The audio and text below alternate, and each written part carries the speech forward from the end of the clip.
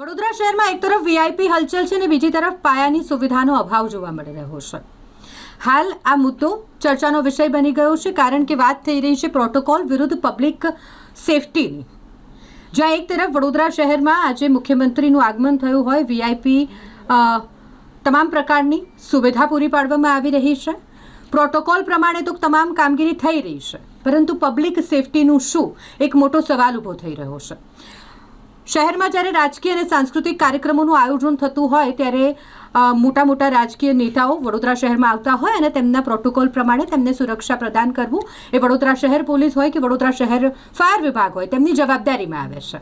પરંતુ વડોદરા શહેરના લોકોની સેફટી પણ એટલી જ જરૂરી છે. હાલ આ વિશે વાત કરવી એટલા માટે જરૂરી છે કારણ કે જ્યારે મુખ્યમંત્રીશ્રીનું આગમન વડોદરા શહેરમાં થતું હોય ત્યારે ફક્ત પોલીસ નહીં પરંતુ ફાયર વિભાગની ટીમ પણ તૈનાત કરવામાં આવતી હોય છે. પરંતુ એ દરમિયાન વડોદરા શહેરમાં જો કોઈ હોનારત સર્જાય તો શું તેની માટે પૂરતી વ્યવસ્થા ફાયર વિભાગ પાસે છે? એક મોટો સવાલ છે કારણ કે હાલ ફાયર વિભાગમાં ડ્રાઈવરોની અછત છે અને જે ચર્ચાનો વિષય બન્યો છે. શહેરમાં જ્યારે પણ દિગ્ગજ નેતાઓની પધરામણી થાય એટલે સમગ્ર સરકારી તંત્ર અને પોલીસ વિભાગ એ બંદોબસ્ત અને પ્રોટોકોલ પાછળ લાગી જાય છે. પરંતુ વાસ્તવિકતા એ છે કે શહેરની સુરક્ષા માત્ર પોલીસથી નહીં પણ ફાયર બ્રિગેડ જેવી કટોકટીની સેવાઓથી પણ નક્કી થાય છે. ફાયર વિભાગમાં ડ્રાઈવરોની અછત એક ગંભીર જોખમ છે. વારંવાર રજૂઆત બાદ પણ ડ્રાઈવરોની ભરતી નથી કરાતી.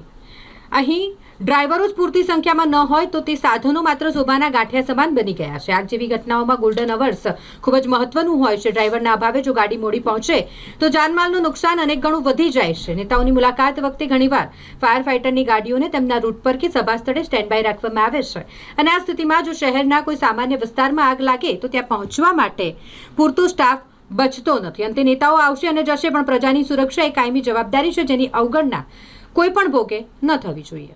હાલમાં તમે જોશો કે વડોદરા શહેરની વસ્તીમાં જ્યારે વધારો થતો હોય ત્યારે ક્યાંક ને ક્યાંક તમે જોશો કે અલગ અલગ વિસ્તારોમાં પણ ફાયર સ્ટેશનોની શરૂઆત બનાવવાની જે વાત થઈ રહી છે, પરંતુ ક્યાંક ને ક્યાંક તમે જોશો કે જ્યારે નેતા તંત્રી મંત્રી જંત્રી આવતા હોય છે ત્યારે એમના પ્રોટોકોલ પ્રમાણે એમની પાછળ એક ગાડી જે હોય છે ફાયરની ગાડી હોય છે, પરંતુ ક્યાંક ને ક્યાંક તમે જોશો કે આજે જનપ્રતિનિધિઓ પણ વધતા જાય છે, સાથે સાથે જે કહેવાય છે કે આજે જન આક્રોશ રેલી છે, મુખ્યમંત્રી આવી રહ્યા છે અને અલગ અલગ વિસ્તારોમાં અનેક કાર્યક્રમો પણ છે. ત્યારે ખાસ કરીને તમે જોશો કે જો કદાચ વડોદરા શહેરની અંદર મોટી દુર્ઘટના સર્જાય તો ફાયર બ્રિગેડના ડ્રાઈવરો લાવવા ક્યાંથી? ફાયર બ્રિગેડની ગાડીઓ તો નિમવામાં આવે છે પરંતુ ફાયર બ્રિગેડના ડ્રાઈવરો નથી. એટલે ક્યાંક ને ક્યાંક લાગી રહ્યો છે કે નેતાઓ અને અધિકારીઓનો સંકલનનો અભાવ જોવા મળી રહ્યો છે અને જો વડોદરા શહેરની અંદર કોઈ મોટી દુર્ઘટના ઘટશે તો સંપૂર્ણ જવાબદારી લાગતા વળગતા જવાબદાર વ્યક્તિઓ રહેશે.